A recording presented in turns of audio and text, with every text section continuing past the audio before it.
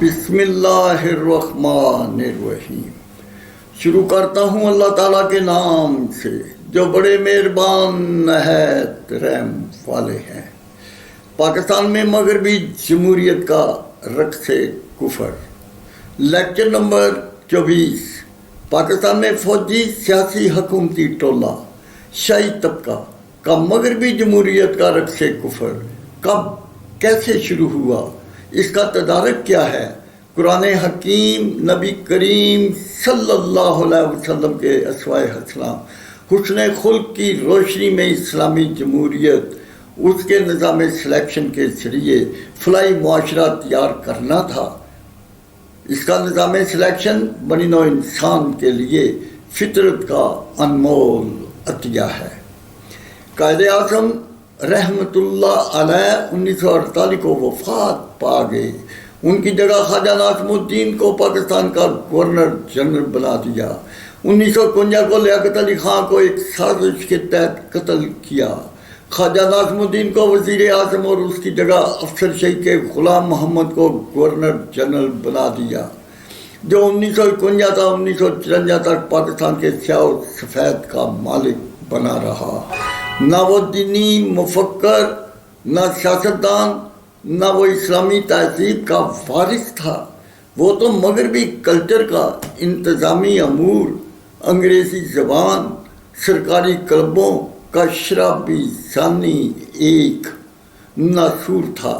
جس نے 1954 کو خواجہ ناظم الدین کی حکومت کو ختم کیا۔ فوجی کمانڈر اسکندر مرزا، فوجی چیف کمانڈر ایوب خان نے مل کر غلام محمد سے بالجبر استعفیٰ لیا اور لندن علاج کے لیے بھیج دیا۔ فوجی چیف کمانڈر ایوب خان نے سکندر مرزا کو گورنر جنرل بنا دیا، جو 1954 تا 1958 تک پاکستان پر مسلط رہا۔ 1958 کو فوجی ڈکٹیٹر ایوب خان نے مارشل لا لگا کر سکندر مرزا کی فوجی دستے سے پٹائی کروائی اور زبردستی استعفیٰ لیا اور ملک بدر کر دیا۔ جس نے ایران میں وفات پائی وہیں دفن ہوا۔ ایوب خان نے 1951 تا 1958 تک ایک وزیر اعظم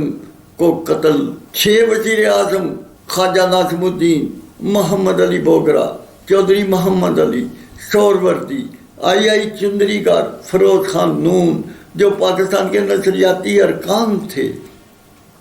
ان کو مختلف الزامات لگا کر ان کی حکومت کو ختم اور سیاست سے بلیک لسٹ کرتا رہا۔ اس کی وجہ کہ 7 وزیر اعظم جو پاکستان کو اسلامی آئین، دستور حیات، جدید علوم پر مشتمل ایک تعلیمی نصاب، قومی زبان اردو کو نافذ کرنا، مغربی کلچر کی بجائے اسلامی تہذیب کو فروغ دینا چاہتے تھے، افسر شاہی کے غلام محمد، فوج شاہی کے سکندر مرزا، فوجی چیف کمانڈر ایوب خان، عدلیہ کا چیف جسٹس منیر اچھی طرح جانتے تھے ان کی حکومتی بقا، انگریزی زبان کی بالادستی، ان کے طبقاتی، تفاوتی، سودی مخلوط نظام حکومت کی حکمرانی، ان کا British law, Indian law, American لا، جورسپروڈنس کے کفر کا استحصالی طبقاتی تعلیمی نصاب، ان کے شاہی اخراجات والے ایتیسن نما انگلش میڈیم تعلیمی اداروں پر حکومتی ٹولہ شاہی طبقہ کے حکومتی اسکالرز کی حکومتی اجارہ داری میں مثمر تھی۔ 23 کروڑ اہل وطن، 70% کسانوں، 29% مزدوروں پر مشتمل برہمن و شودر کے نظام حیات کا خاتمہ اور حکومتی بالادستی کی موت تھی۔ انگریز کا افسر شاہی کا غلام محمد، فوج شاہی کا سکندر مرزا، فوجی چیف کمانڈر ایوب خان، عدلیہ کا چیف جسٹس منیر، ان کا پنجاب سے نواب کالا باغ، سرات سے باچا خان فیملی، بلوچستان سے نواب بگٹی، سندھ سے سر شاہ نواز بھٹو کے نام کا وارث مسٹر بھٹو، ہندو ماں لکھن بائی کا جایا، ایران کی ڈانسر نصرت کا خامد، مسٹر بھٹو جیسے شاطر نواب ساتھ ملائے۔ ان کی اولادوں پر مشتمل شاہی طبقہ، ان کی شاہی تنخواہوں، شاہی مراد کی لوٹ مار، سفارش، رشوت، کمیشن، کرپشن، ان کے ظلم و جبر، اجتماعی استحصال کے خلاف اہل وطن اٹھ کھڑے ہوئے، احتجاج بغاوت کی شکل اختیار کر گیا۔ ایوب خان نے جان بچانے کے لیے حکومت دوسرے فوجی ڈکٹیٹر یحییٰ کے سپرد کر دی۔ ڈکٹیٹر ایوب خان یحییٰ خان کی کوکھ سے مسٹر بھٹو کی پیپل پارٹی نے جنم لیا۔ تینوں مجرموں نے مشرقی پاکستان کے فرزندان اسلام اور فوج کا قتال کروایا۔ 90,000 جذبہ جہاد سے سرشار پاکستانی سپاہ کو ہندو افواج کا قیدی بنا دیا، ان کو ذہنی، قلبی، جسمانی اذیتوں سے گزارا، اسلامی تاریخ کو داغدار بنا دیا، ملک دو لخت کیا۔ مشرقی پاکستان کا نام بنگلہ دیش، مغربی پاکستان کا نام پاکستان رکھ دیا۔ 1 یونٹ کو توڑا۔ 4 صوبائی وفاق سینٹ کے جگیردار، سرمایہ دار، فوجی، سیاسی حکومتی ٹولہ کو حکومتی ایوانوں، ان کی اولادوں کے افسر شاہی، فوج شاہی، منصف شاہی کے شاہی طبقہ کو حکومتی اداروں کی بادشاہت مہیا کر دی۔ طبقہ وائز شاہی حکومتی رہائشیں، شاہی تنخواہیں، سرکاری گاڑیاں، ان کی قیمتوں، ان کے پٹرول کے اخراجات، شاہی مراد کا 4 صوبوں وفاق سینٹ کے ممبران کا اضافی بجٹ بڑھا دیا۔ حکومتی جالوں کے حکومتی رازنوں، مغربی پاکستان کے 158 ایم این اے، آدھا وزیر اعظم، آدھا صدر پاکستان، 7 وزیر، 4 مشیر کی بجائے 300 ایم این اے، 200 سینیٹر، سینکڑوں مشیروں، وزیروں، وزیر اعظم، صدر پاکستان، بے شمار secretaries, additional, joint, deputy secretaries اور سیکشن آفیسر کی افواج، ان کے عملہ کی تعداد گن لو۔ 4 صوبوں وفاق سینٹ کے اسمبلی ممبران، ان کے وزیر اعظم، صدر پاکستان، سپیکر، سفیروں، 4 وزرائے اعلیٰ، گورنرز، سپیکرز اور 4 صوبوں کے وزیروں، مشیروں، ان کی اولادوں پر مشتمل افسر شاہی، فوج شاہی، منصف شاہی، نوکر شاہی کے لاکھوں شاہی طبقہ کی تعداد گن لو۔ ان کی 16 لاکھ قیمتی گاڑیوں کا بجٹ معلوم کر لو۔ ان کے شاہی ایوانوں، اداروں، ان کی شاہی رہائشوں، اندرون بیرون ممالک جائیدادوں کی ملکیتوں کی معلومات تو بتا دو۔ ان کی شاہی تنخواہوں، شاہی مراد کا ٹوٹل بجٹ تو اہل وطن 23 کروڑ فرزندان اسلام کے 70% کسانوں کی تمام پیداوار اور خام مال، گندم، چاول، چینی، کپاس، ہر قسم کا گوشت، سبزیاں، ہر قسم کا کپڑا، ہر قسم کا پھل، ہر قسم کے میوہ جات، ان سے حاصل کی ہوئی دولت بل جبر چھین لینا۔ اسی طرح 29% مزدور محنت کا ہنرمند کی تمام تعمیرات، سڑک سے لے کر ڈیم، ہوائی اڈا سے لے کر بندرگاہ تک،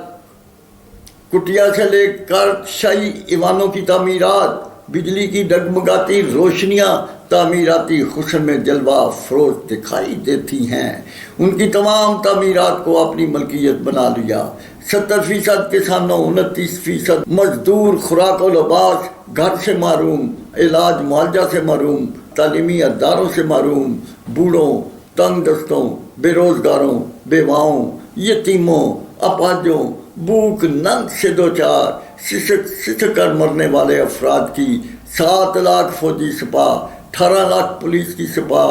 لاکھوں اردلی گن مین، ہلکارے، ڈرائیور، مالی، بنگی، چوکیدار، لاکھوں